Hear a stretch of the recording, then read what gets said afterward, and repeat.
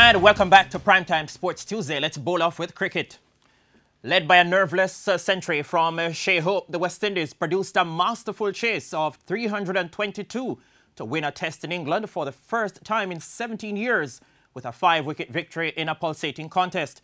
Hope compiled 118 to guide the Caribbean side to their target of 322, becoming the first man to score a century in both innings of a first-class match at Headingley. The West Indies have completed a stunning Day 5 victory inspired by an unbeaten century from Shea Hope. It's a truly astonishing performance this from West Indies and from that man, Shea Hope. England were left to rue an early drop. Oh, down, went quickly. The catch came, Cook put it down. Broad eventually getting his first. Got it this time, that's the first breakthrough of the morning. And had a little luck for a freakish second wicket. Is it run out at the non-striker's end? What a way to be dismissed.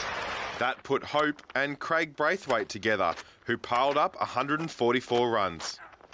Well, that is a lovely way to go through to your half-century. Moeen Ali got the breakthrough just before tea. Oh, he's got him! The rising tensions forced England into some rash decisions. Well, I think that referral was just a matter of hoping. But the boundaries kept flowing. Edge through the gap, down to the boundary, 4 more. A superb catch revitalised England. He doesn't want to grab that is! Jermaine Blackwood looked to finish things in a hurry. Straight back over his head. Another wicket went begging. Oh, down!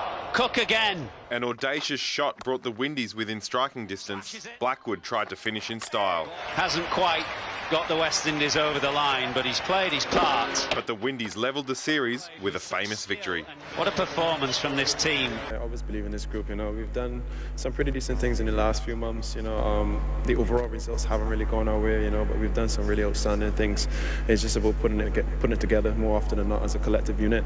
I woke up this morning and sent a text in our team chat, and I just told the guys just to believe, just believe and go out here and just let us execute our plans.